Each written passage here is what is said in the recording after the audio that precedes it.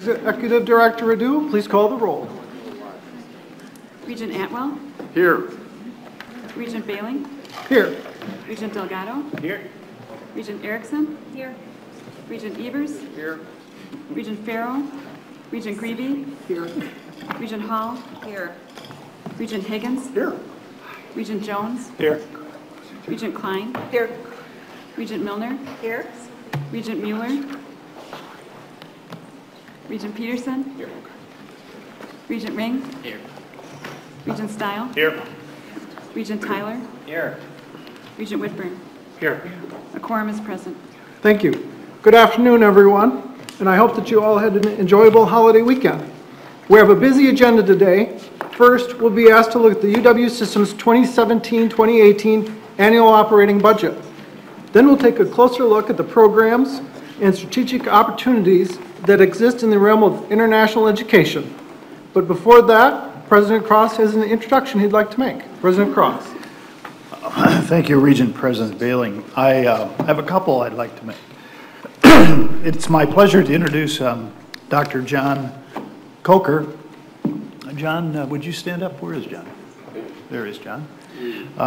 He's agreed to serve as the interim provost and vice chancellor for academic affairs at Oshkosh.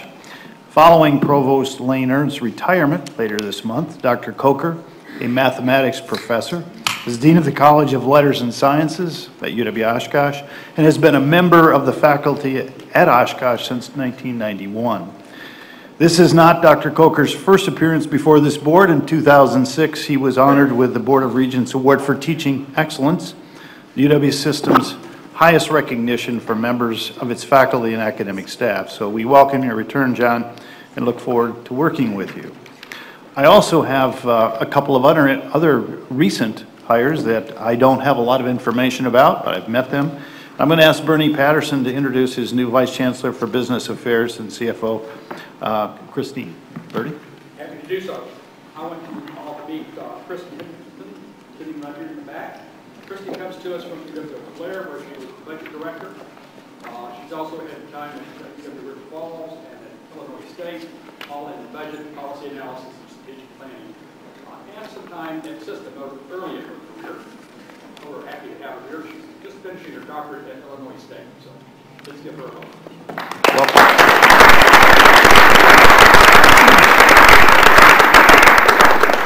I would also like to ask Andy Levitt to introduce two new staff members at Oshkosh, the Vice Chancellor for Student Affairs and the Vice Chancellor for Administration, Jim Fletcher and Cheryl Green. Andy? We'll start with Jim first. Jim, if you could stand. Where's he nodding here right now? Well, he's missing the meeting. Well, Jim Fletcher comes from Idaho State University, where he was CBO there. He was also CBO for the Texas A&M system. Previously also CBO at Morehouse College and Howard University. So we're very delighted and fortunate to have him. Cheryl Green, Dr. Cheryl Green is most recently from Tennessee State University, and Cheryl's not here either. So I guess I missed the boat on that. We're still at lunch, I guess. Cheryl, it's just started on July 1, and she's going to be our Vice Chancellor for Student Affairs. Thank you. Andy, I believe Jim just walked in. So. Oh, there's Jim Fletcher. Jim, raise your hand there.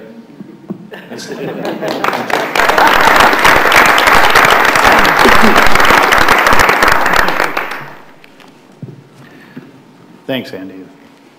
Regent Bailey? Thank you.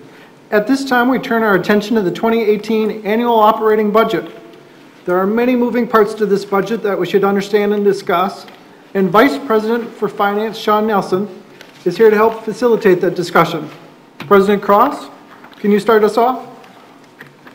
Thank you, Regent President Bailing. In forwarding this budget, I remind you that it is incumbent upon us to look at the big picture and to consider the value students derive from a high-quality college experience and whether our colleges and universities have the resources they need to deliver a first-class education that prepares students for success in work and in life. Also critically important are the broader benefits that all of Wisconsin derives from having an educated workforce and citizenry. For that, we want to ensure UW institutions retain a robust capacity to serve as the economic engine, one of the economic engines for this state. We must also examine the annual budget to ensure we are pursuing every opportunity to use our dollars wisely and to serve students better. Please keep in mind that our annual operating budget is based upon the state's 2017-19 biennial budget, which, as we all know, is still in progress. Therefore, our presentation today is based upon the actions taken by the Joint Finance Committee in May.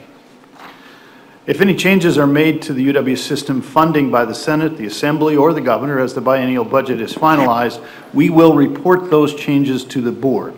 As part of your approval of this budget we bring before you today, we respectfully request that you delegate approval of any minor modifications to me so that we can finalize the annual budget once the biennial budget process is complete. Should a significant change be required, the Executive Committee of the Board of Regents will be consulted. So I'd like to take a moment to highlight 4 main takeaways of our 2018 annual budget. I will be brief so we can dive into greater detail in a moment. First, state funding will increase by 3.7%. State funding will increase by 3.7%. Second, resident undergraduate tuition is frozen for the 5th consecutive year. Third, there are limited, in fact, in most cases, frozen, particularly allocable seg fee increases. Fourth, program revenue balances are projected to further decline, and you'll see that in some of this information. I ask you to keep these 4 main points in mind as we share more. Here to do that is Vice President Sean Nelson. Sean? Thank you, President Cross. Let's start, I think, again, by just highlighting those 4 points that you just noted. State funding is increasing by 3.7% year over year. Again, resident undergraduate tuition frozen for the 5th consecutive year. Limited segregated fee increases, and finally, program revenue balances projected to decline further. And we'll talk a little bit more and focus on that later in the presentation. I think overall at a macro level, so where are we in terms of revenues and expenses? Revenues year over year are actually up about $37 million. We'll talk a little bit more about that in greater detail later.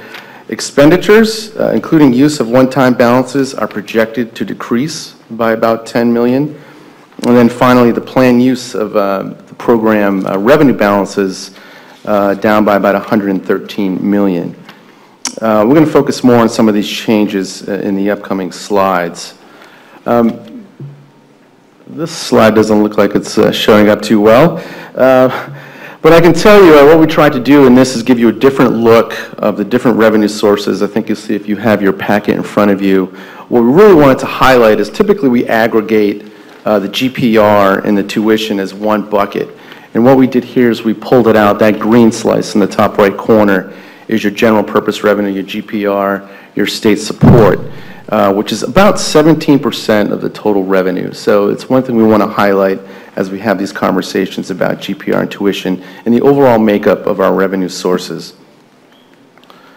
Now, starting with state GPR, the budget proposed at the moment has an increase of about $37.8 million. Again, that's a 3.7%. $25 million of that is the lapse returned from the state, and we're going to focus on that for a moment. The funding that was reallocated, if you will, is not being returned using the traditional adjusted GPR tuition-based methodology. We reviewed several metrics, including an analysis of funding per FTE, weighted student credit hour, and student headcounts.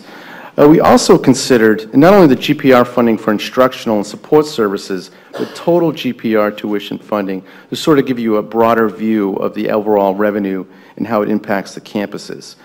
The distribution provides some additional funding to all institutions, but also recognizes the unique missions of the institutions and their ability to generate alternative revenue.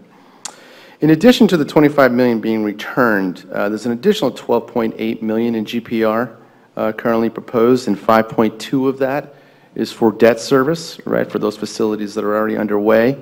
Another $5 million in innovation dollars to increase enrollment in high-demand fields. And then finally, other initiatives, there's another $1.5 million in there for for the Tommy Thompson Center and the UW-Madison campus. You'll see a breakdown of all of these. I think it's in page 5 of the executive summary. Now, focusing on tuition, again, a resident undergraduate tuition frozen for the 5th year. Our non-resident international and graduate tuition increases were previously approved by the board in December, and that with a net increase of 24.2 in anticipated new revenue.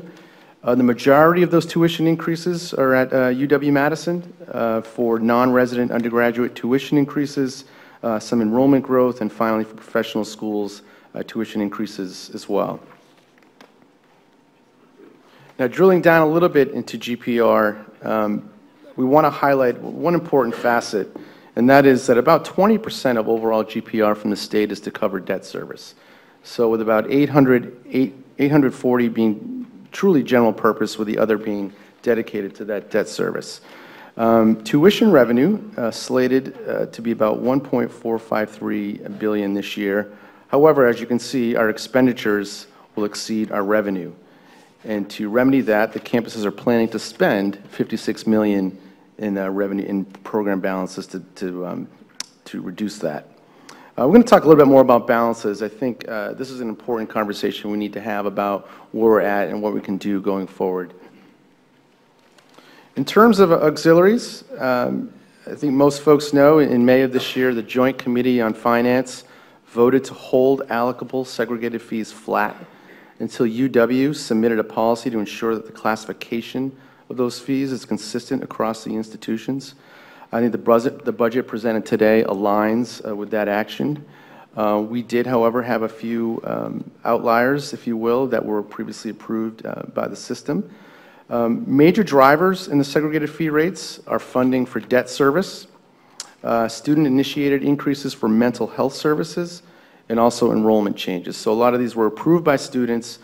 Similarly, for room and board, we have some increases being driven by debt service, as well as enrollment changes and increasing food contract costs, almost exclusively for both of those classifications. You know, I think I'll also note here, you know, we really have more work to do on ensuring consistency, I think, across campuses with respect to allocable and non-allocable fees. And we're going to work on that, I think, as we address these issues going forward. On the auxiliary operations are, of course, the self-supporting activities such as residence halls, food service, and unions, really generally enterprise activities of the campuses. Budgeted expenditures are increasing by approximately 4% this year. Capital projects, some of which are still awaiting action by the State Building Commission or managing state agency, account for approximately $97 million, or 42.7% of the estimated ending balance. You know, this is an interesting one. I think this is an issue that has really come to fore only recently, I think, and is really a consequence of timing and process in us trying to work closely with our partners in the state to ensure that these capital projects get off the ground. But I think, you know, while we sit here today, some of that money is being held aside in auxiliary and is counting against our program balances. So we need to work to facilitate and expedite those capital expenses going forward. Some additional budget background, our general program operation expenditures will increase by close to 2%. We have federal indirect cost reimbursement and gifts, grants, and contracts with virtually no change going forward. And then finally, a bucket of funds we call other, decreasing by about $50 million. This is largely from federal financial aid reimbursement. This is both a revenue and an expense on the system, a pass-through, if you will, to support students with federal financial aid. And we actually, this is one area I think we could probably get a little more granular in understanding what those other costs are and what portion of that is unrestricted and restricted.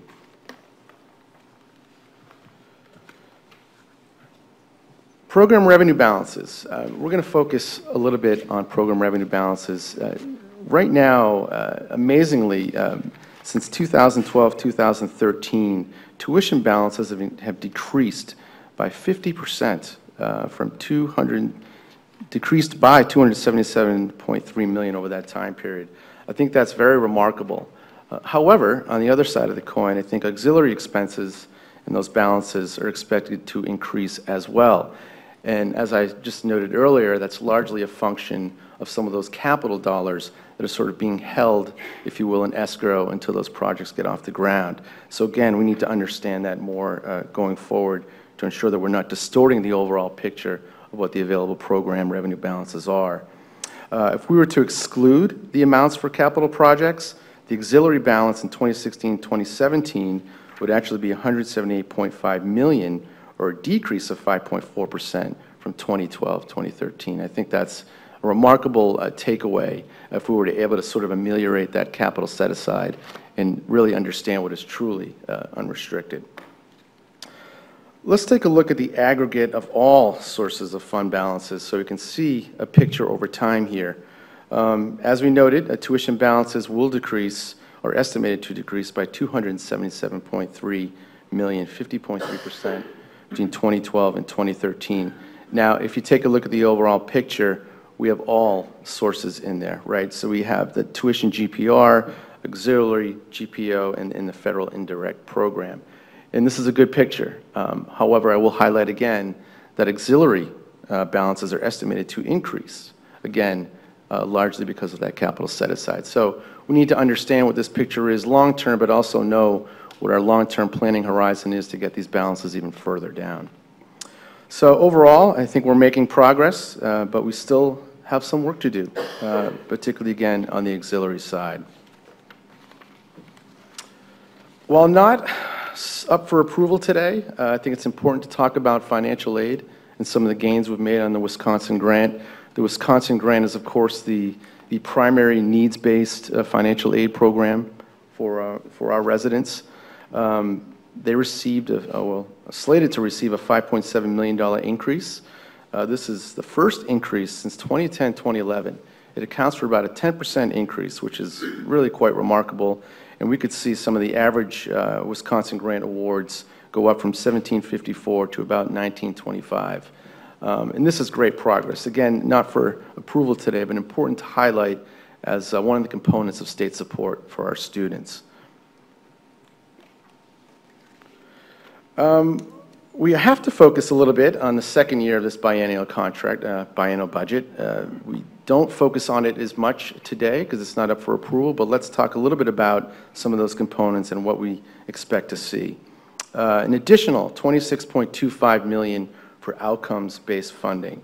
This is essentially performance-based funding that will require a Board of Regents approval to submit. I believe it's by mid-February 2018. It'll be focused on metrics for student success, improving student progress and completion, workforce alignment and contributions to the workforce, and then finally enhancing operational efficiencies.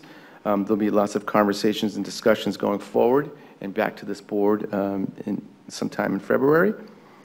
Due to the tuition freeze, the UW will not have funding to cover the tuition share of the additional costs in 2018-19 for the pay plan. This is important, right? We know this is a huge exposure for the campuses. This is the 2+2 plan with the first 2% happening on September 30th, 2018, which is FY19, and then the second 2% in May 26th, which is towards the close of FY19, with an annualized cost of about $9 million in FY20. So we need to understand this more and certainly have a planful and thoughtful approach to how the campus is going to address this deficit going forward. We have a couple of other initiatives that may require reallocation in the second year of the biennial budget. That is the expansion of the Veterans Remission Program, and then finally some of the National Guard non-resident tuition exemption. We will focus on these as the budget comes closer, and we'll certainly have conversations on how we can address those deficits. I think that concludes a quick summary of the budget. I do, want to acknowledge, the contributions of the chief business officers on the campuses. I know many of them are here today who spent a lot of time submitting information and getting requests from our staff on this. And then finally, I think, all of the finance team at System, and there's a slew of them, and I'm going to get them all right, I think, and starting with Julie Gordon and Renee Stevenson and Amy Arnold and the rest of the team, Amy and Jillian and Gary and Jennifer and Tassif, right? Wait, Tassif, Caleb, all right. Hope I'm not missing anybody, but I think these folks have spent a lot of time working on iterations and aggregating a lot of this data from the campuses, and I'm very appreciative for the work they've done to this point. So thank you, team, very much. So I think, President Cross, with that, maybe we can take some questions on Bob. Thank you, Vice President Nelson. Before we have questions and start discussion, if I could please have a motion to adopt resolution number 3. So moved. Second. Thank you.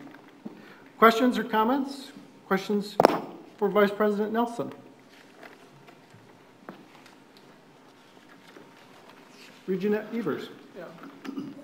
And I don't know if this is the appropriate time to discuss the distribution of the $25 million. Is this the time, or is there a better time? Before we go into that, let's see if there's other questions for Vice President Nelson. Other questions? Regent Mueller. Thank you, Mr. President. Of course I have questions. I have a lot of questions, but the technical ones I'll save and talk to you separately. I won't take the time today, but just a couple bigger questions, more of an overview, and that deals with the student aid, the financial aid. Could you call that slide up again? Yeah, sure. It occurred to me this many budgets in that we really don't understand where we've been and where we're going. We don't have base expenditure information for financial aids. We have some incremental increase information, and we don't know whether it's been cut or added to. And it's so important. We spend so much time talking about the cost to students and their families to attend a UW institution. I hope that in a future meeting we can drill down some. I know a lot of this information exists, but just a quick read of the budget. We have and I know the money flows in and out of the appropriations, that's not the issue, but we have federal direct student loans, we have the Wisconsin grant that you mentioned, but there's also reference to the Lawton grant and the TAG grant. Again, I feel we don't have an accurate picture of the base, the incremental increase or decrease, and projections for the future.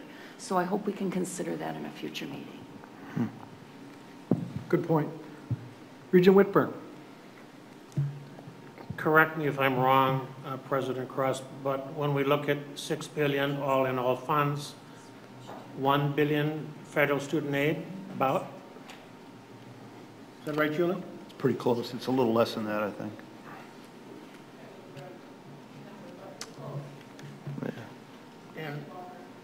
And relatively flat year to year? So that's the big enchilada complemented by the other pieces that you're referring to. But it still doesn't help in trying to do a more sophisticated analysis of how many students are at need, at risk. Is that going up or down, and are we able to match that need? No, and I'm not fighting with your request. I think Chris Andrews' presentation talked about likely impact as to federal dollars, which I think we're waiting to hear as to what the feds are going to do, right?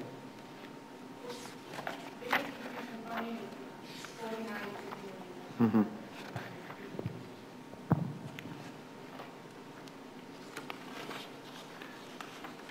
Other questions?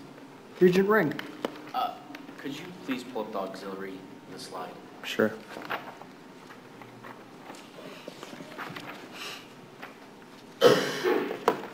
So one of my questions, when I was going through the materials for the budget, as being a student, obviously I understand the frozen tuition over the past 5 years, and it's obviously going to continue. But one of my concerns is the increase in the auxiliaries for students, particularly the segregated fees and the room and board. So one of my questions was if there were any alternatives pursued to determine if there could have been a lower dollar amount increase in the auxiliaries, or as far as the seg fees and room and board go? I'm not sure I can answer that question, but I can tell you that the primary driver is the debt service, right? And that's for both room and board, you know, and the other seg fees. So I think that has been the primary driver, and these have come to the system for approval for President Cross's review. And the board. Ryan, if you could take a look at trying to find the graph. I think it's on page. Mine doesn't have a page number on it. It's on the back of page 57. That is the graph showing the increases in not just residence hall rates, but also meal plan rates. And there are a couple of things that we have historically done on meal plans, I'm pulling that out now, that I don't like, but I understand why we do it. So we pick the most popular meal plan, and most campuses have at least 4 or 5, maybe more. I think Green Bay has 8 different meal plans. And so we pick the most popular. In the case of Green Bay, you see the increase there. That's because the popularity of a certain plan exceeded the plan that was offered last year, so it's costing more. So that's embedded in this analysis. So even then, it's a bit confusing. So you're looking at actual increases versus, well, here's a most popular plan.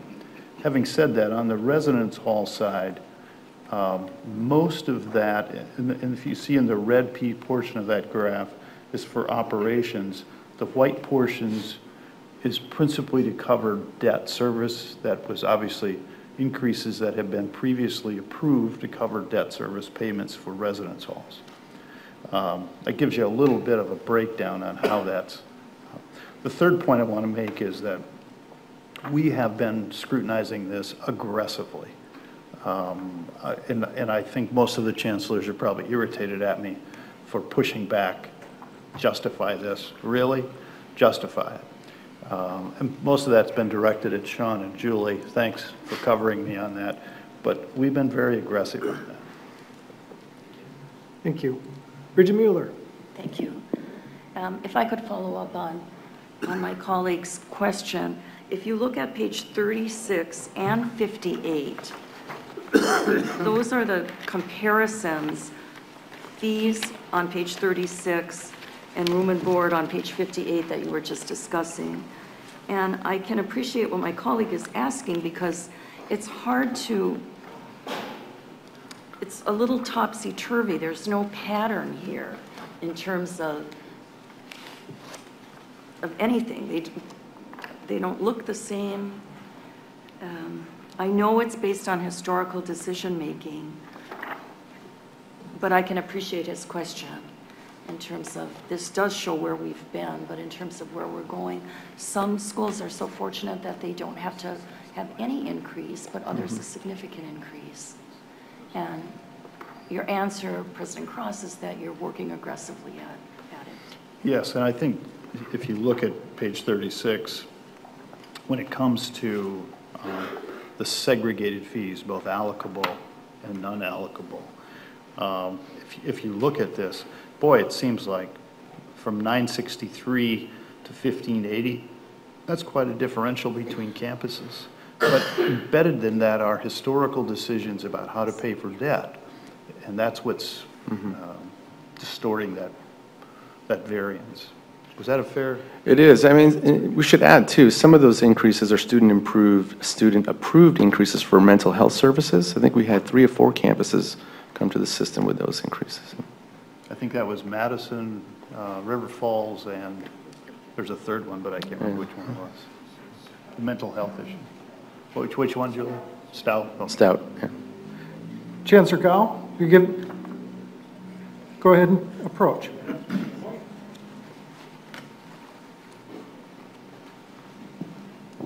I don't know specifically what you're looking at, but it's probably averages. And this will be, as everybody here at the table will tell you, very different for each campus. in our case at La Crosse, we haven't raised the housing rate in 4 years, and we need to do that now inflationary wise, but also we have some renovations that we need to do on the buildings. And they're all, I walk around the campus a lot, and one day I said, gee, these res halls, most of them were built in the mid-60s, so it's about 50 years old. They're not up to modern codes because they're grandfathered, so they don't have elevators for accessibility or sprinklers for fire safety. So we want to begin making those kind of improvements, so that's why we have a 4% increase, about $165 per semester. You know, I can assure you that none of us wants to raise fees, and again, it goes without saying we're not a profit-making entity, so we only raise fees to put those monies back into the operation to make it as best as it can be for students. And Ray is exactly right. We have to answer to the system and the Board of Regents and explain why we do that. So I just thought I'd point that out, because when you hear debt service, it sounds kind of amorphous, but there are actual very important physical improvements being made. Thank you, Chancellor. Other questions? Regent Stile. Could you comment on how you created the definition between allocable and non-allocable seg fees, and how we're going to get from where we are today to a bit of a more consistent methodology? It's a great question, and one I cannot answer 6 weeks into my tenure here, so I'm going to turn to Mr. President Ray Cross. I can't answer that either. No, that's a joke. I think I could have Julie speak to that because she has a historical context, but it's generally been interpreted. There's a board policy on that, although in my opinion it's a bit ambiguous, so it allows for a lot of flexibility. That's what we have to probably narrow down in collaboration with the chancellors and the chief student affairs officers. How do we make sure there's consistency? But most of the time, these are long-term commitments. These are fixed contracts over on the non-allocable side. And on the allocable side would be things that could be paid for in 1 year. They're essentially one-time kinds of events. But there's all kinds of interpretation within that Regent styles. And so that's the issue we have to get consistency on. Julie, do you want to join us at the table as well? Did I answer that accurately?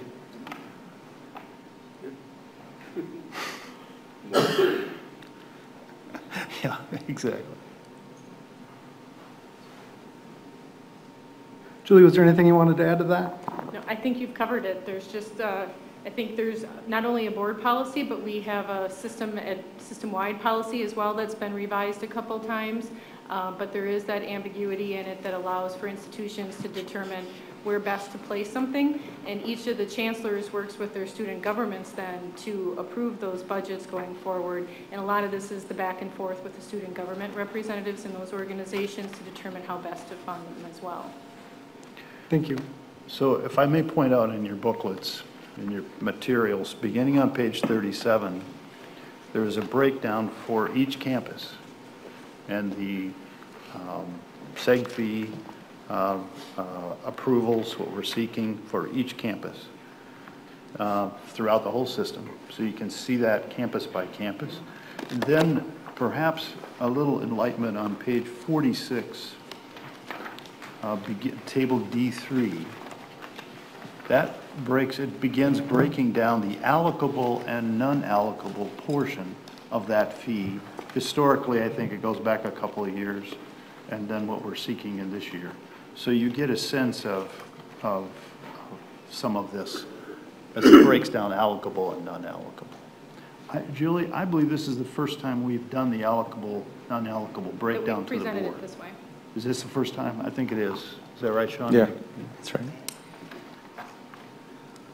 And then if you turn the page to page 48, now you switch to room and board, and there's a breakdown. As I was telling Regent Ring, the residence hall rates, also those are, I forget how many, I think Madison has 18 or 19. This is the most common rate.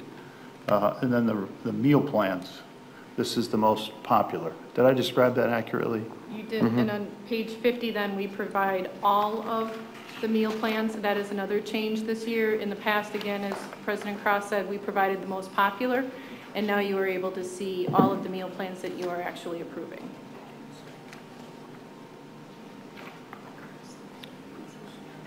It's a bit confusing when you see all of this, but it actually makes sense. And I think all the campuses also work very heavily with their students in determining what those meal plans look like, what the needs are of the students to help identify what types of plans they want to put forward. So that's why you're going to see some differences in some campuses having maybe 3 plans and other campuses having 6 or 7. It's really trying to meet the needs of the students and what that campus is like. So if you're more of a commuter campus versus a resident campus, you have different needs. Thank you. Other questions? Regent Peterson. Vice President Nelson, you may or may not be able to answer this, and President Cross, you may want to weigh in. You know, one of the things that we talked about was the $26.25 million in outcomes-based funding that we have coming our way. That's for things like student success and operational efficiency and workforce readiness. There's another. Do we have a glimpse of what we're expecting for performance-based metrics in totality, or are they still in those large parameters? There are a number of metrics that I think we would all agree upon that would fit into some of those as it relates to student success. Obviously, graduation rates being one of those. That may vary, though, as you get into workforce readiness, how we're going to look at that. And that's what I've asked Jim Henderson, Vice President Henderson, to look at with his group, and along with the provost and the chancellors, to develop a plan. It will have to come to this board. I think you need to get an insight as to some of those metrics much quicker. But I suspect it needs to go to the. Is that that's a passive review at Joint Finance, right? In February of next year. Yeah. So it needs to go back to the Joint Finance in February of next year. So it probably needs to be at this board before December, or at least by December. Reasonable, Vice President Henderson? Other questions? Regent Mueller. One more. But it's on the 2018-19 annual budget, and I haven't had a chance to ask about that, and that's the pay plan increases that are planned in that second year. And we've talked in the past, I think, looking at the numbers, we have, about 35,000 employees, and I think about 11,000 of those, as best I can tell, are paid for with program revenue. And so will that not be a problem in 18-19, that we will have to pay the fringe benefits and the salary increase for those employees out of our own funds? It is Yes part of or the no? exposure is the fringe benefits, absolutely, for And those the pay plan employees. itself? Yep. And the 2% increase itself? Yep. And what is the fiscal effect of that? That will It's, have to be I believe it annualizes to about $9 million in FY20. I think the FY19 exposure is about 6.9. Julie, is that accurate? About 7 million. And that will come out of the reserves, presumably, of the auxiliary? Well, I think that's undecided right at this moment. May I ask a follow-up question to that, because I think it's a question the board needs to. The board asked for full funding in their request, in your request to the legislature and to the governor. Obviously, we did not get that, and so we normally have to pick up about 30% of any pay plan increases. But the question I think that Regent Mueller was asking, the fringe benefit portion for those PR-funded positions, and the 30% for them. So the 6 point whatever it was, Sean? 6.9, yeah. 6.9 in fiscal 19 includes that? Is that full exposure? So Renee Renee is saying, I says don't no. think so. No. So it's going to be larger than, that's what I was thinking. It's going to be larger than that based on the PR employees. Because that was only the state employees, right? Okay. Yeah. So then that exposure in 20 would also be larger, isn't that right? Okay. Correct. It's a good point. So when you look at the increases that you'd be expecting for auxiliaries and seg fees in the future, that is something that the campuses are going to have to work through of what that will look like as they absorb that. So does that come from balances on a short-term basis to bridge to a future state, or do they look at some type of increase going forward? That's where a lot of the puts and takes on table D2, where you see the pluses and the minuses, where they're going to be trying to manage that to keep those costs as low as possible by reducing costs in some areas to try to, from a program revenue perspective, free up those funds for those increases in other areas. Regent Klein.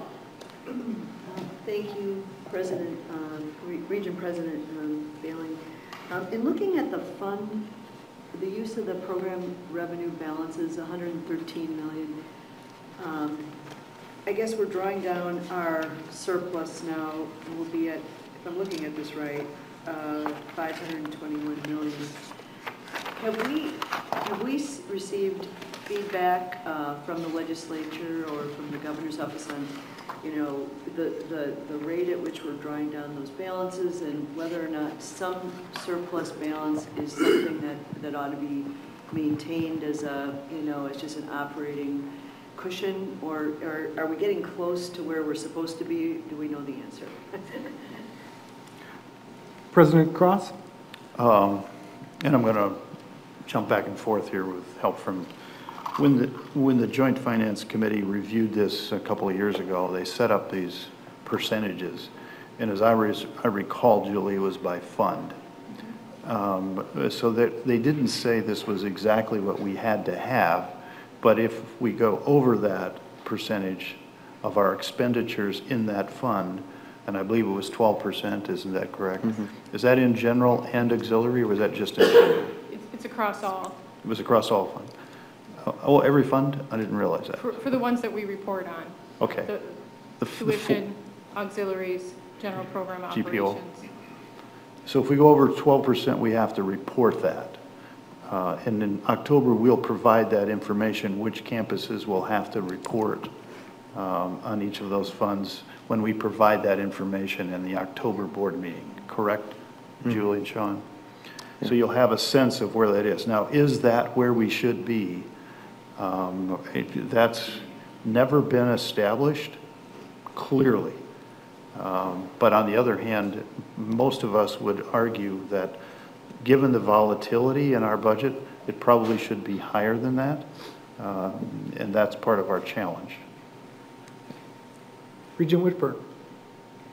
The other thing, Regent Klein, is if we get too low, it bumps into our accreditations. Yeah.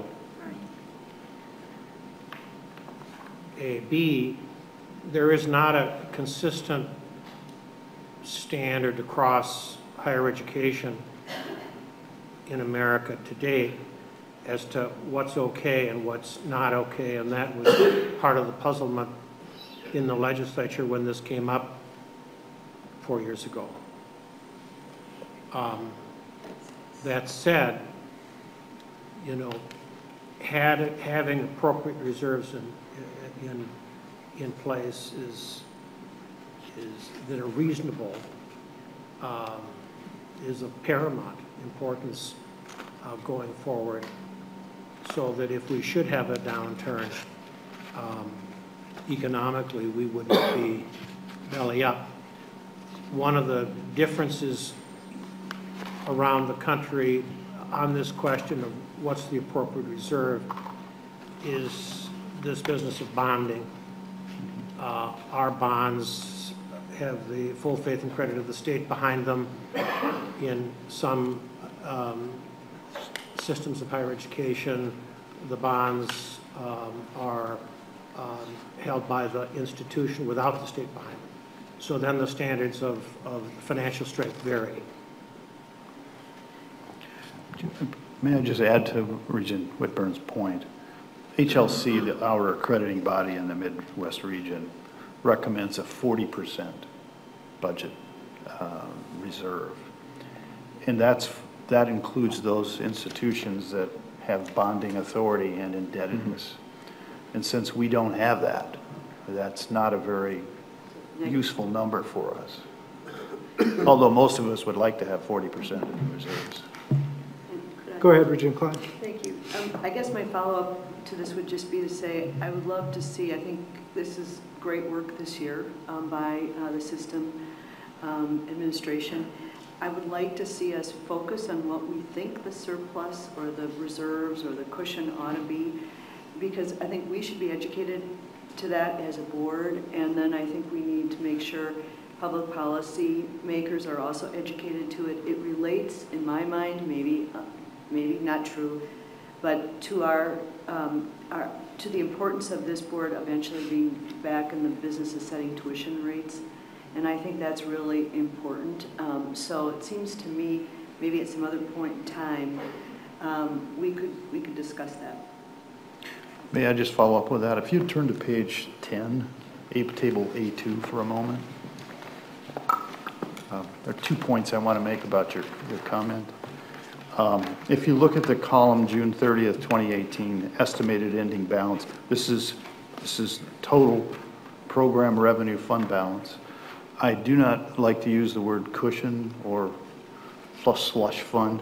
A portion of this, while it is not committed in terms of traditional accounting, excuse me, I would like to call this some of this restricted money, but I cannot. We actually have about 180 million of that that's true reserves. So the point I'm making, 683 million out of a $6.221 billion budget is a little over 10%. I think in my mind that's very reasonable, but that's one point. The second is that's not distributed equally with campuses. And that's where the rubber meets the road. It's disproportionately. So the challenge then is how do you deal with that across campuses? I would just jump in too and say, Regent Klein, your point is an excellent one. Since I've been in the Capitol a little bit more lately on UW matters, this is a question that does continually come up. So your point's a good one, and we'll continue to keep working at this. Do you have some other comments as well? That's it. Okay. Other questions?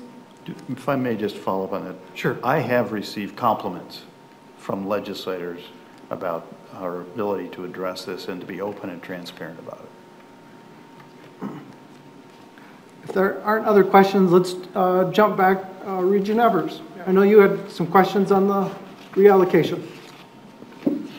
More of a comment, and it's something that's obvious to me and maybe others, but there was some discourse, public discourse in the newspapers around the distribution of the $25 million and whether that was among the campuses and whether that was equitable or equal.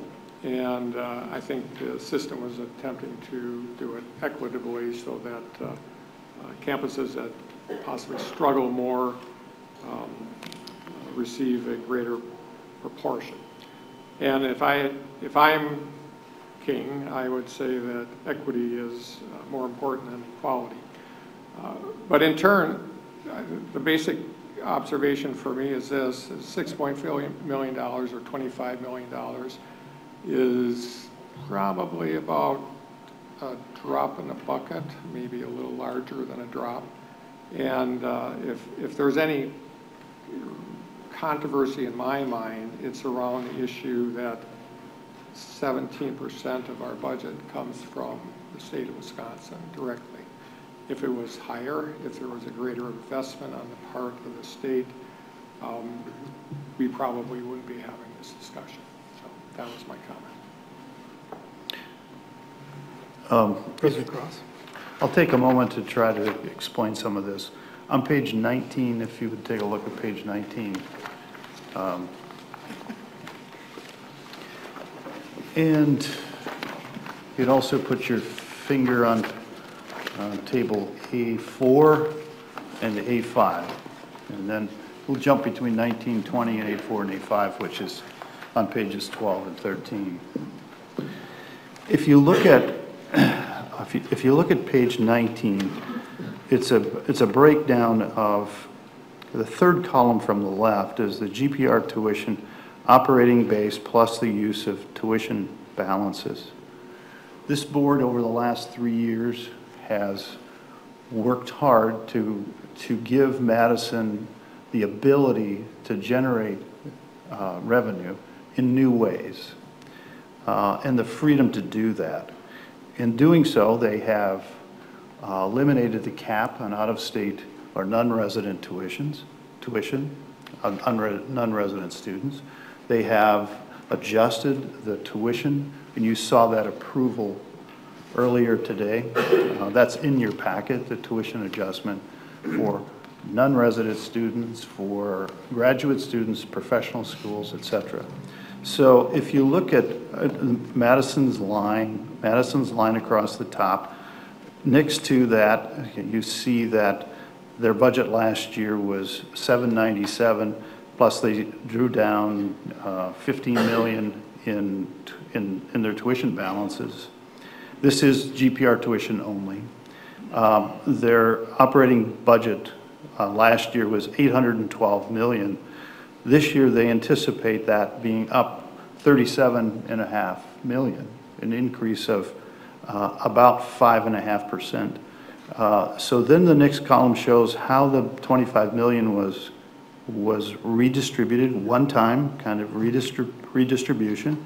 If you follow that across, you see that the budget for this year is $852 million, and to be fair, they're extracting 9.3 from their fund balances. So let's say it's $842 million.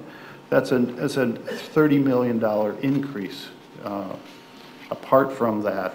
And if you switch back to page 12, there's that, the very first row, there is that 797, 842.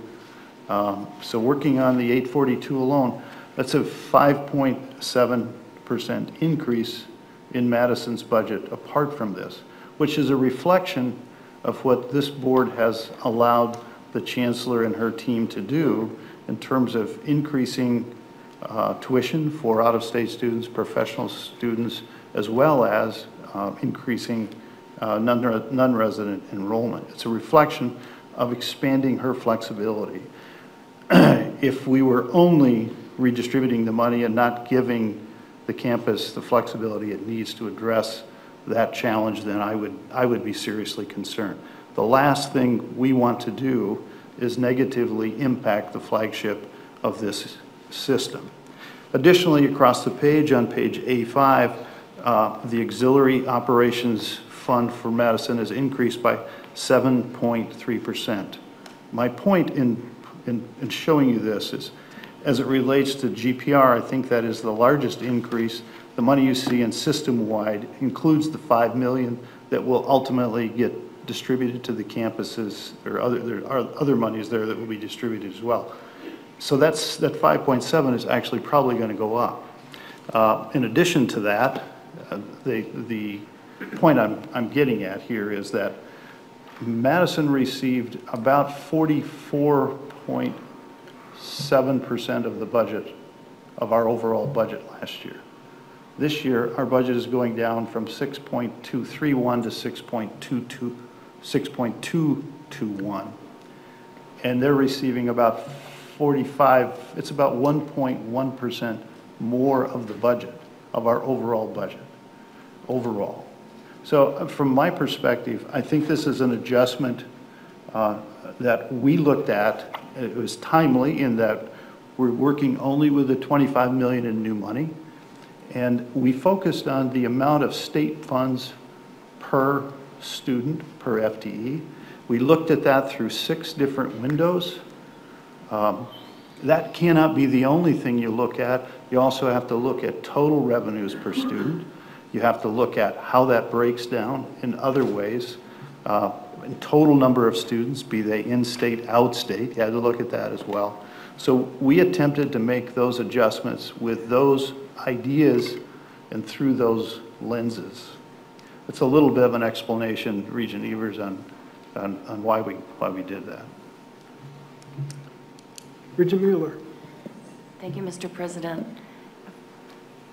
I'm looking on page 20, though, where the 6.5 million reduction shows, and formula changes are really challenging and difficult. But it's always best if we can hold the campuses harmless, and we weren't able to do that in this case. I wish there were sufficient funds. I can appreciate the thought process that went into this in terms of reallocating funds to other campuses, but I hope in the future we can hold the campuses harmless. It's those of us who live in Madison woke up to those headlines saying the flagship might potentially be hurt, so I think they were probably counting on this $6.5 million. I hope in the future there'll be sufficient funding for everyone. Thank you. Regent Whitburn. I think the headlines were a bit misleading, Jan. And to supplement just a little what President Cross said, as you go from 44.7% of the whole budget to 45.8% of the whole budget, that increase of 110 basis points is $68 million in proportionality. And we're talking about billions and hundreds of millions. But behind us is the Chancellor from Superior. Her entire budget is 60. So in terms of bottom line impact, as Superintendent Tony mentioned a minute ago, this is not a disproportionately high reallocation in one piece of a very complex puzzle. Other questions or comments? Regent Staub. I'm going to take us back to the segregated fees a minute. And so I think as a board and as a system, we do a great job of providing a great value to our students. I think the one area that there's still room for improvement is in capturing and preventing the increase in some of the segregated fees. I think for me, there's still some room for improvement in that area. And so I think that's the area that I'd like to, on a going forward basis, for us to dive in a little deeper. And I know there's arguments where students are approving this, and I think that standard's a bit inconsistent between institutions.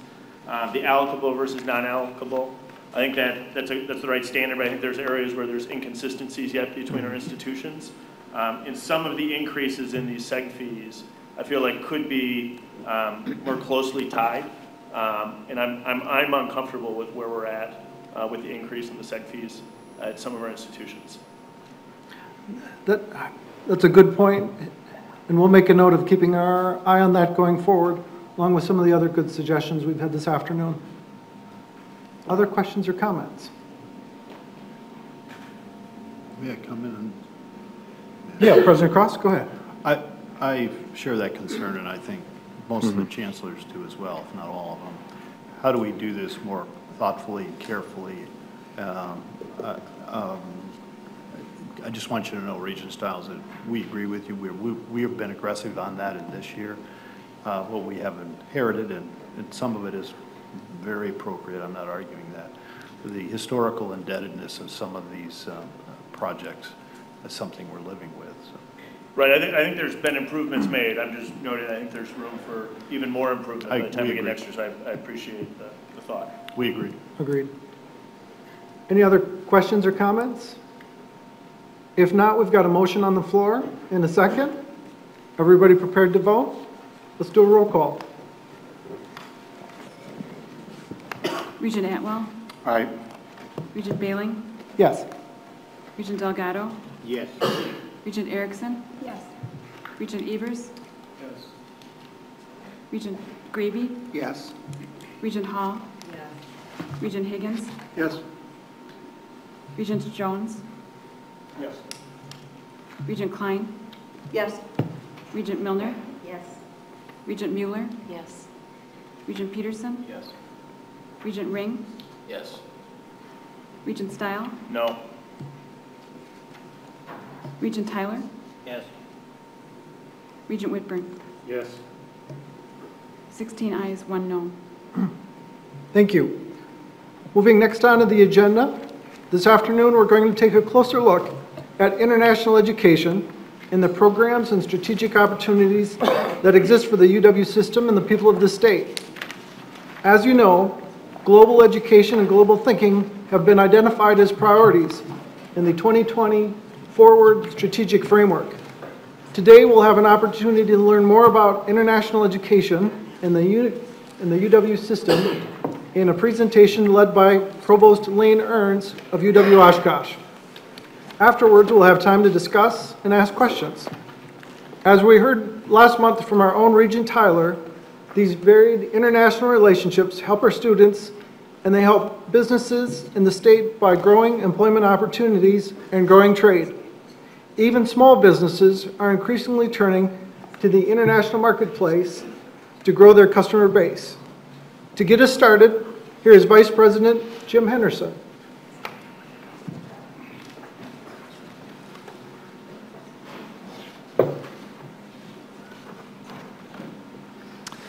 Good afternoon, and thank you very much. Regent Tyler had requested that we look a little more closely at what we're doing in terms of globalization and international initiatives. And so in response to that, I have asked that Provost Lane Ernst do a presentation because Provost Ernst is the chair of a globalization committee that we set up a year ago in an effort to provide more coordination and more of the collaborative approach that we as a system can take to be more effective in terms of our international initiatives. So I'd like to invite Provost Ernst to come up. I also asked him to do this because I believe this is his last Regents meeting. He has served with incredible distinction as the provost of UW Oshkosh, as a longtime faculty member and provost. He's someone that we chose to help initiate our new provost last summer, and I would love to recognize Provost Ernst as his last meeting.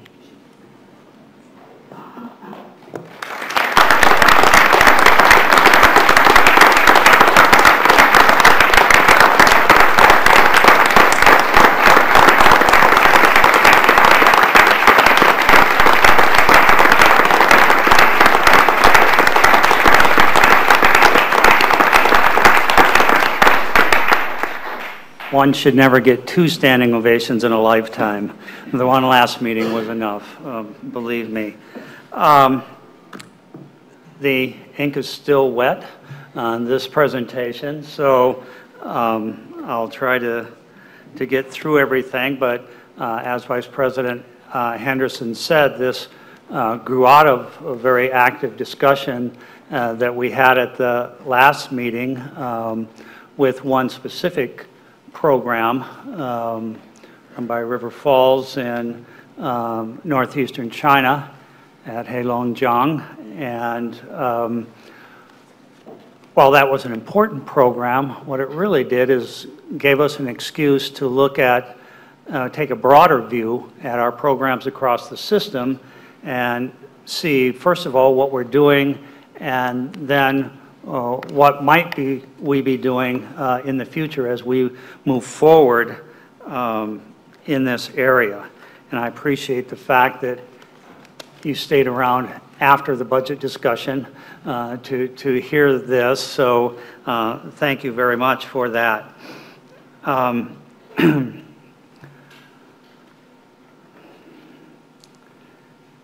All of the efforts that we're making across the system are aligned to our institutional mission statements, our strategic plans, our academic learning outcomes.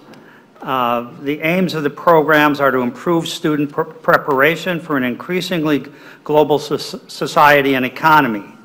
Through this work, our UW campuses are responding to the growing demand for knowledge discovery and global competitiveness. Look at the purpose of today's presentation.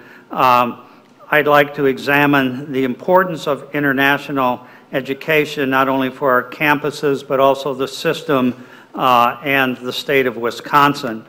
I will also provide examples of institutional partnerships and system-wide umbrella agreements. I'm going to be talking about some of the relationships from campus, single campuses to partnerships abroad, and then these system-wide umbrella agreements that we also have, and discuss additional opportunities to expand these partnerships and agreements. Also want to highlight international investment taking place in Wisconsin. Well, I'll end it up on that particular piece because I imagine you'll have some questions about that. Currently, our campuses offer dual degree programs or other segments of degree programs, as well as certificate programs with our international partner institutions. Additionally, we provide internships, research experiences, faculty and student exchanges, and long and short-term study abroad programs. As I mentioned, well, as Jim mentioned, we set up this group almost a year ago called the International Education Advisory Council. I want to look at the vision, the mission, and the goals of this particular group. And before I get into the details of this, I'd like to thank Vice Chancellor Henderson and Sal Carranza and Carleen Vandesan, all people who are very concerned about international education. And while I don't mean to be critical of past ventures, it hasn't always been a top priority with the system. It's been an assignment given to someone and not necessarily a first priority. But we've really made a commitment on a number of levels, the system doing a very good job with this. And I want to tell you, again, since I've been around so long, and most of you have not been here for that long, I can think back to 2005 and Regent Axtell and his efforts to have a requirement of 20% participation in study abroad programs, and that became part of the goals for this campus, and we didn't quite reach that, but I can tell you that on and off, up and down, this has been an important priority, and I'm glad to see as I get ready to leave. And by the way, the provost at UW-Milwaukee, Johannes Britz, will take my place at the next meeting, that we've increased the level of support and interest that we have in international education. I'd like to thank Regent Tyler for bringing this to the table again. So let's look at some of these visions and mission and goals. The vision of the IEAC states that the Council will help the system campuses become leaders in international education and help promote global expertise to campuses, communities, and the state. Its mission is to recognize the necessity of globally aware citizens, facilitate international education, develop educational programming, and become a public advocate for internationalization. In terms of its goals, the goals include advancing international education and engagement for all UW institutions, sharing knowledge and expertise among institutions on challenges, emerging opportunities, best practices, and policy initiatives, and collaborating across UW institutions to make internationalizations more sustainable and more efficient. Every campus has a number of efforts that it's been participating in for years. We hope to bring some of these together, bring the best minds we have across the state that have been involved in these programs, and see if we can be a little more efficient about what we're doing.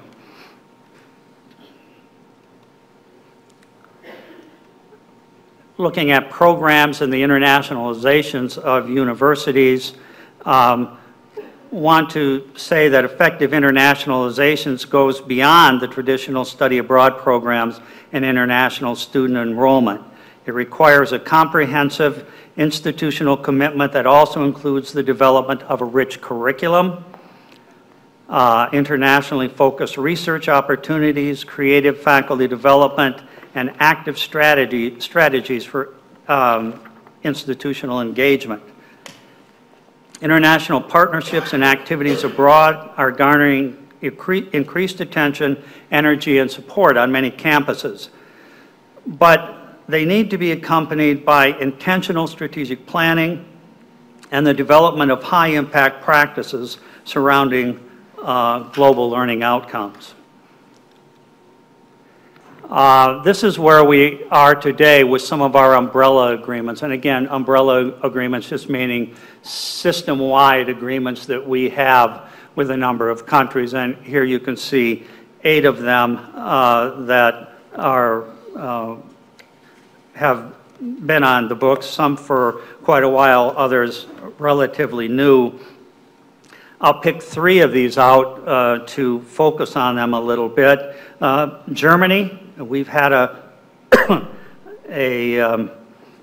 partnership with Germany for 19 years now with universities in the state of Hessen. You may have seen some of the leaders from the Hessen contingent who came through system a while back. I know that Governor Walker has been to Germany to talk about the Hessen programs as well. We're just reestablishing a program that was on the books for years that lapsed, and we're getting that moving again, dealing with an exchange of faculty members, so that I look forward to that. I would say it's clearly our strongest system-based agreement. Mexico, we've had a relationship with Mexico since 2005 with the University of Guadalajara in our sister state there. And in Oman, a strong partnership was initiated by UW Oshkosh with Nizwa University. Actually, former Chancellor Kerrigan helped establish Nizwa in Oman a number of years ago. And in 2010, this was expanded to an MOU across the system. So these are some of the relationships that we have now. These are some of the bilateral partnerships that we have. Some of these are the same that you saw under the umbrella agreements that we have, but we have agreements with China, France, Germany, Japan, South Korea, United Kingdom. Just last week at Oshkosh, we had students from, or middle managers in the case of Germany, on campus, students from China setting up a relationship, and we had students from Japan as well on campus. So again, we have very active partnerships. This is a map that talks about the bilateral agreements. As you can see, it says that we have partnerships with more than 128 programs. Actually, it's difficult to see, I know, but if you look, the larger circle with the red in the middle is our umbrella agreements, and the black dots are campus agreements, institutional agreements with countries abroad. And again, over 128 of these agreements. This particular slide isn't set up exactly the way I should have set it up. So let's look at the bottom 2 first, because we're talking about different things. The top one is international students enrolled here. I'll get back to that in a second. Let's look at the second and third ones. 14.2% of all undergraduate bachelor degree recipients participate in study abroad or exchange programs. Well, that's short of that 20 mark, which is much better than it has been. Study abroad experience for peer institutions, 16%. We lag a little bit in that area, but we're doing better, and they fluctuate after, well, various international political situations. Sometimes these fluctuate, but right now we have a pretty solid number.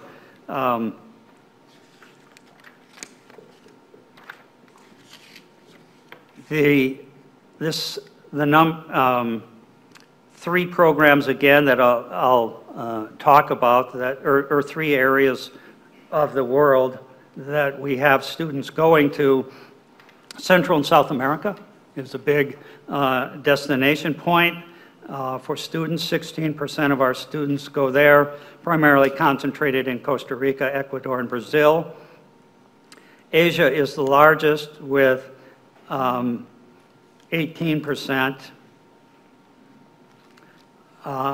China is the big destination there. In Europe, a large percentage, most of them going to the UK, Spain, Germany, and France. And then actually finally in the Middle East, we have a number of students studying in Turkey. Let's go back to the first figure up there now, the 9,159 international students enrolled in the UW system, representing 132 countries. This is actually a slight decline from 2014-15 that follows a national trend. Again, sometimes, mostly it's political or economic factors that dictate what kinds of monies are there to support students to come here, what is the political situation, can they send people here. This next sheet, the international students who are here by region of origin, and as you can see, many of those are coming from Asia and China in particular. Japan and South Korea also sending large contingents. The Middle Eastern figure, 9%, has steadily increased, thanks mostly to a large influx of students from Saudi Arabia. Europe has only 8% of its students coming here. They also send a number of students to New Zealand and Australia, being part of the former Dominion there. So that's not too much of a surprise. As we look forward, what are some of the bilateral partnerships that we look at? Some of them are the same, you see, but Brazil, India, Vietnam, South Korea has had a good contingent of students here. That's fluctuated a little bit lately, again, because of weakening economy in some areas and the reduction of money to local governments that used to send many of the students here. This is a part that I'm sure you're interested in, the international student impact. International students contribute about $308 million to the Wisconsin economy each year.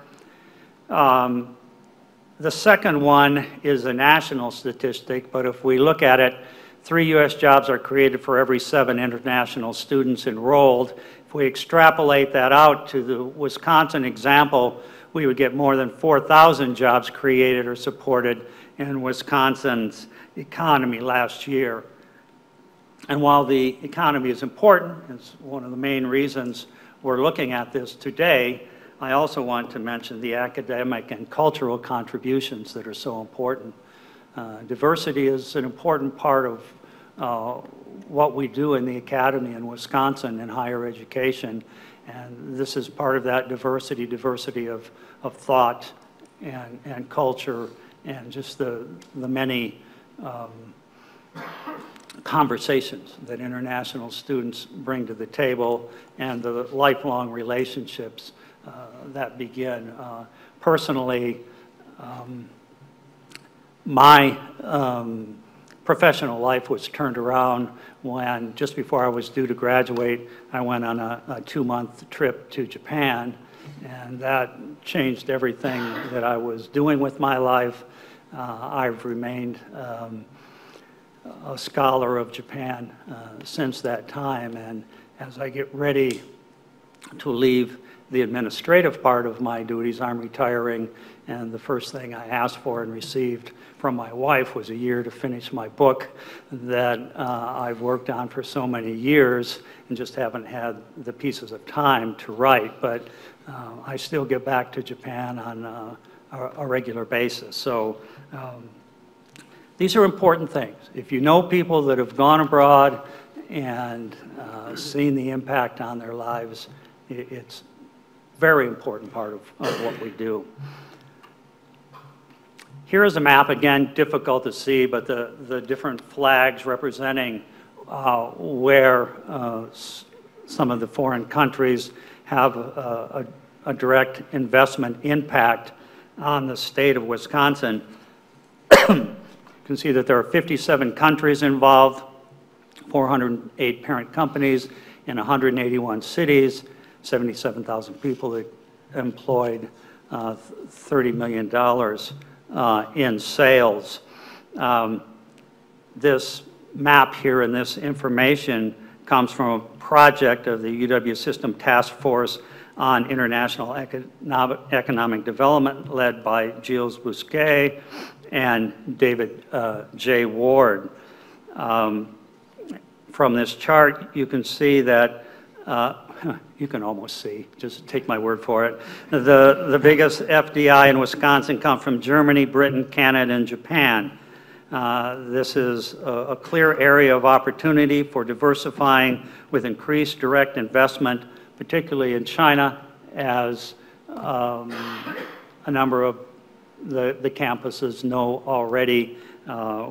We heard of a couple examples last week, but we could go to every campus and find out some of the economic opportunities in Asia. So I will end my presentation at this point to allow time for questions, because I know you have a number. I'll call Jim back to the table and turn the podium over to him. So thank you very much. I'll answer questions. I'll just stay here for a second. Before we move to questions, I wanted to give Regent Tyler an opportunity to give his perspective on his request for this presentation and some of his experience with the Chinese trip.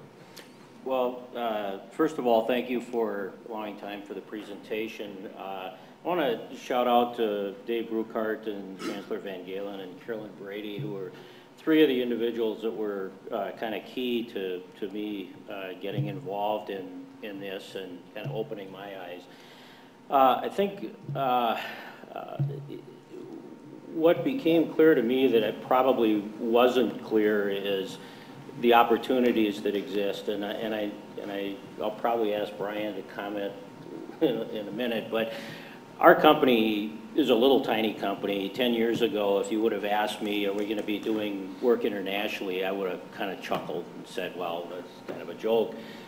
Yet today, we've got a dozen international companies that we work with regularly. We find ourselves in Europe and Asia every year.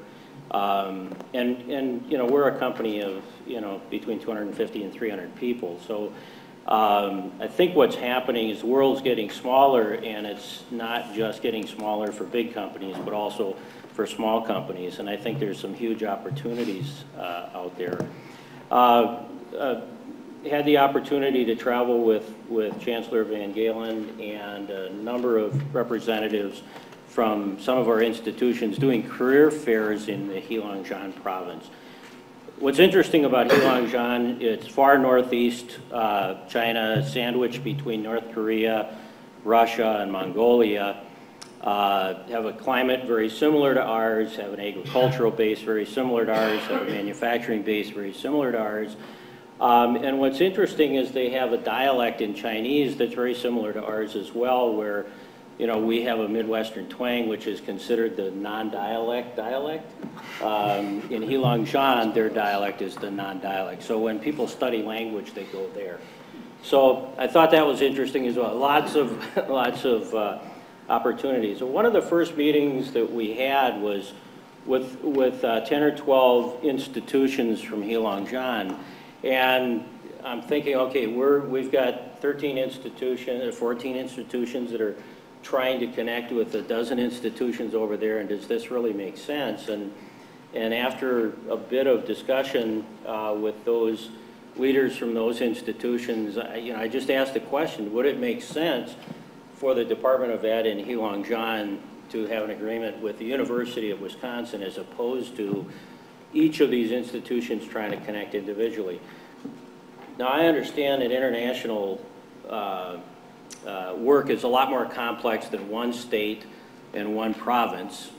We do have a sister state relationship that's been around for 35 years, just another adder to the relationship. But all the heads around the table look like bobbleheads. They were, yeah, this makes a lot of sense. So with the help of Chancellor Van Galen and Carolyn Brady, we drafted an MOU, which I signed on behalf of the university. Not sure I was authorized, but there wasn't a lot of commitment in it, other than we're going to work together. And I'd like to get back with them and take that step. But in coming back, I was very pleased to learn of the committee that's been set up, and I think that that's something that we need to do.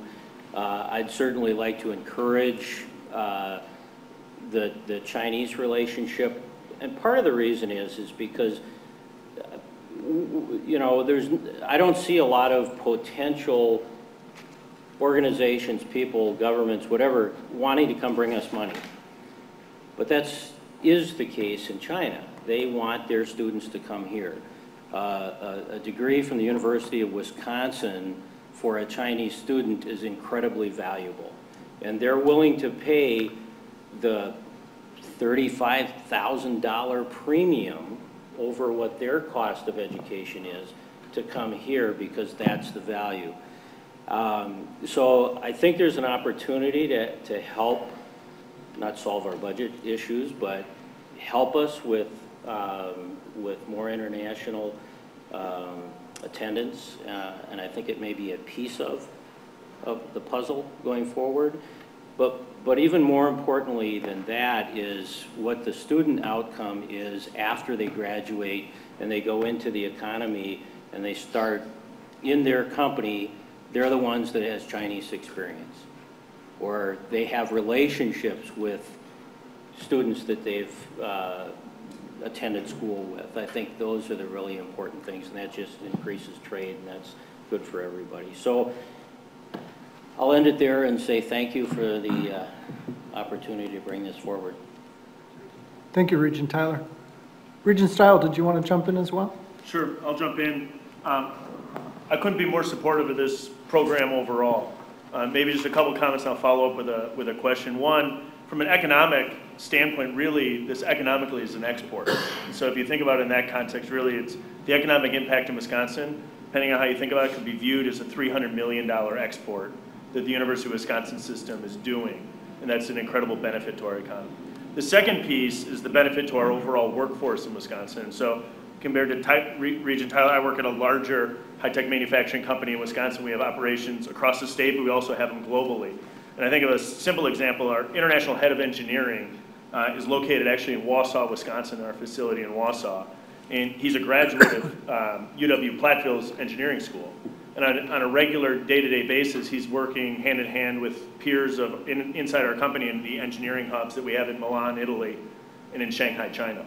And so as we look to hire students with engineering degrees or other degrees into our company, the international experience component that they can receive from a UW institution makes them head and shoulders above anybody else that's in the application pool. So big supporter of the program on the whole. And then if I can follow it up with a question is, you noted that there was roughly 14% of students who are inside the UW system who are obtaining some sort of international experience, either study or work study abroad. And the threshold that you were looking at, the benchmark was 16%. So a twofold question is, one, is that significantly variable between our institutions? Meaning, are there some institutions that are overperforming and some that are underperforming? And then that ties into my second question, which would be, what are we doing to further encourage this at some of our different campuses across the system? Okay. Sal, you going to be able to answer the first question about differences between campuses? Yeah, that's actually, that's an average for all our campuses, and it goes from around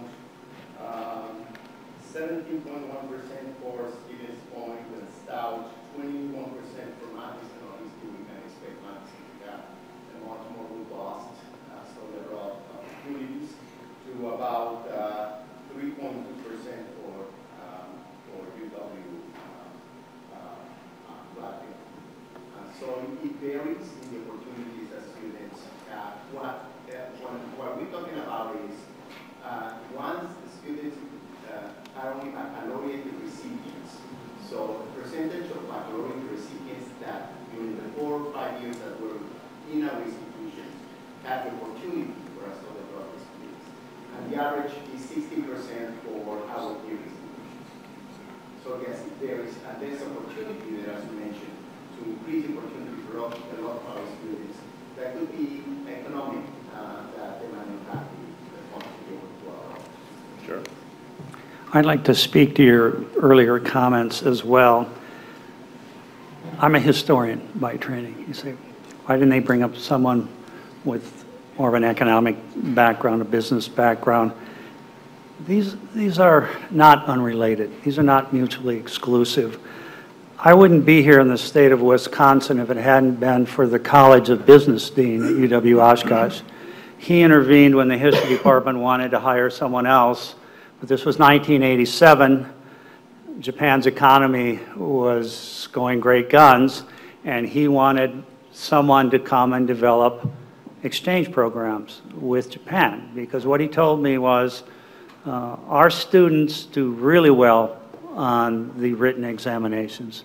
We always score high on these exams. But he said, when it comes to the personal interviews with companies, he said, their worldview is from Green Bay to Milwaukee. Can you do something about that? And we did. We developed a number of exchange programs, first with Japan, and actually started with the faculty and administrators rather than the students, but the students then came as well. And as I said, we have a number of programs now, but you shouldn't underestimate the interlinkage between foreign languages, the study of foreign cultures, the kinds of things that many people across the academy have an opportunity to contribute to, and most of them developing economic gains out of those, as you said. Brian, if I could comment about getting more students engaged. At one institution where I served, we did a survey, and one of the problems that we encountered was, in particular, science majors and athletes would not do study abroad because of their seasons and because of their labs and their course scheduling. So one of the things we did is we developed more courses that took place during the summer, and we provided some scholarship money just for science majors and athletes to get them to do more study abroad. So the point is, by targeting and looking at the data and seeing who are those groups that are underperforming, and looking at how do we create those programs that would get them engaged, I think we can get some of those numbers up. The other thing that I would say is, I think that we have an opportunity where all of our campuses can't run individual programs. You know, Madison can to a large extent. But if we create consortia where we will share the responsibilities and the recruiting, I've seen through the Associated Colleges of the Midwest, which is the liberal arts colleges, they do this with great effect of having these consortia and collaborations to get their students to study abroad. So I think there are some opportunities, and that again was one of the motivators for trying to put together this system-wide committee. Regent Milner. There are three issues in this for lots of our students: credits, cost, and time. And let me explain an experience that I had in graduate school. It was in the real estate department at the University of Wisconsin School of Business. I was there for 2 years, completing my degree, and every year, every semester, I took at least one national trip. That was a trip in the country. And during the intersession, we took an international trip. Now that is a 3-week trip that was in accord with what we were studying. 1 year I went to Eastern Europe, 1 year I went to Western Europe. And it was a comprehensive, busy trip. But by doing it in the intersession, we got all the experiences that you're talking about. But by doing it in the 3-week intersession, we had the opportunity to compress the time so we weren't investing a whole semester. We weren't even investing a summer. We could come back and do summer school. Secondly, we worked with the alums in the various countries or in the various cities, so that minimized the cost. And as far as credit is concerned, well, that wasn't an issue, but we have to be concerned about that because we're at one point, on one hand, we're talking about time to degree, and another time we're talking about these internship high impact practices and international experiences which all affect that time to degree. But there are examples of how to do this. Regent Klein. I agree with everything that's been said. It's a very exciting presentation. I'm fascinated by what Regent Tyler and Stiles said. It's kind of an export. And so I hear that there are a consortium for getting our students abroad. What is our system going to be for getting more, foreign students, appropriately in our institutions? If you look at, I'm just thinking of UWM with some declining enrollment issues. I think it's probably very easy to attract students to University of Wisconsin-Madison. Is there a way of making our brand sort of consistent so that we can bring people into any number of campuses and do it from any number of areas? Yeah, and I think this is part of why I wanted this collaborative process put together. As Regent Tyler mentioned, when you can have these sort of, system-to-system agreements, and I think that part of what this program was designed to do, that Regent Tyler was a part of, was to have representatives from different campuses going to China and talking about what it is that they could offer that would appeal or work specifically for different students. For example, when you talk about UW-Platteville, you can talk about our engineering program and how it's also in a smaller city that for some students would be more appealing. Other students are saying, I want a larger city. But it is trying to provide that opportunity and trying to have those connections. When I was at University of Louisiana at Lafayette in a town of about 100,000, right, we had incredible exchanges with the state of Tabasco in Mexico because they wanted us to train their petroleum engineers. And so it was looking specifically for how does this fit within what are the demands of our region and our culture. And I think that's part of what we were doing. At the Education Committee in the last meeting, you saw this incredible partnership between the dairy group at UW-Madison and Nestle with this dairy farm in China. And I think looking at how can we talk about experiences that fit the needs of the students in the region, I think that we can do this. But it does require more system-wide collaboration because, again, for individual institutions to do this, it's very time-consuming and very expensive. But as we do it as a group, I think we can have great impact. Other questions for our presenters? Otherwise, let's give Provost Ernst and Dr. Henderson a round of applause.